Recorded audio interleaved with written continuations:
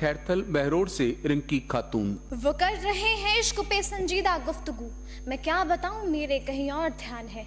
सामान कुछ नहीं है, फटे हाल है, मगर झोले में उसके पास कोई संविधान है, उसके पास कोई संविधान है। मंचासीनगढ़ सम्मानित साथियों, मैं रिंकी खातून खैरथल तिजारा की बागडोर को संभालते हुए 6 भाषाओं के ज्ञान के साथ और 26 डिग्रियों के साथ जब एक शख्स भारत देश लौटता है, तब नहीं पता था कि सर छुपाने के लिए छत जाति छुपा कर मिलेगी।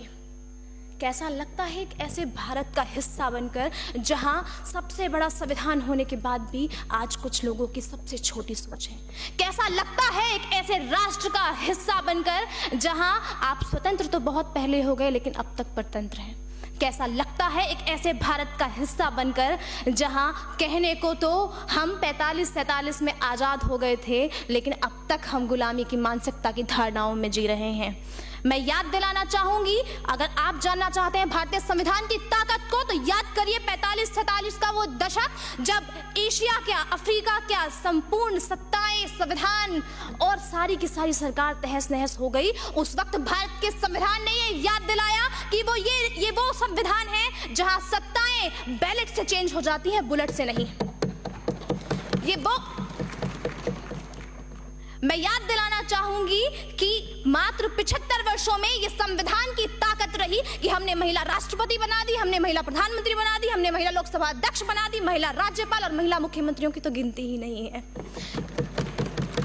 ये भारत संविधान की ताकत ही रही कि हमारी राष्ट्रपति जो कि एक आदिवासी महिला है। ये भारत की ताकत ही रही कि हमारे एपीजे अब्दुल कलाम जो एक मुस्लिम राष्ट्रपति रहे। ये भारत की ताकत ही थी कि AR रहमान साहब जो कि एक दलित राष्ट्रपति रहे। ये भारत की खूबसूरती ही थी। मैं याद दिलाना चाहूंगी कि आज मिड डे मील के माध्यम से हम लाखों सैकड़ों स्कूल में भोजन खिला रहे हैं। मैं याद दिलाना चाहूंगी कि आज हमने संविधान संशोधन के माध्यम से शिक्षा के अधिकार को लागू कर दिया। मैं याद दिलाना चाहूंगी ये वही भारत है जिसमें आज हम लुटने के बावजूद भी विश्व की सबसे बड़ी 5वीं अर्थव्यवस्था बनकर हम खड़े हैं। मैं याद दिलाना चाहूंगी ये वही भारत का संविधान है जो आपको केवल वोट डालने का अधिकार नहीं देता, आपको इस देश के सर्वोच्च पद तक जाने का भी अधिकार देता है। मैं याद दिलाना चाहूंगी ये वही भारत है जो विश्व की सबसे बड़ी 5वीं अर्थव्यवस्था तो जरूर है, लेकिन नैतिक मूल्य और सिद्धांतों में भी सबसे बड़ा राष्ट्र है। ये वही भारत देश है जो केवल ये बात आपको सिखाता है कि माँ बाप शिक्षक के आगे झुकना होता है। मैं याद दिलाना चाहूंगी कि जब हमारे देश के राष्ट्रपति जो कि एपीजे अब्दुल कलाम रहे थे, मुस्लिम थे, जब वो खड़े हुए थे तब उन्होंने इस बात को कहा था कि मैं इस बात को याद कर पाता हूं कि हमारे राष्ट्र में इस बात की सुनिश्चितता होनी चाहिए कि जो निम्न वर्ग पे भी बैठा हुआ इंसान है उसे अपने अधिकारों का भान होना चाहिए। बहुत बहुत धन्यवाद। आपका समय समाप्त हुआ।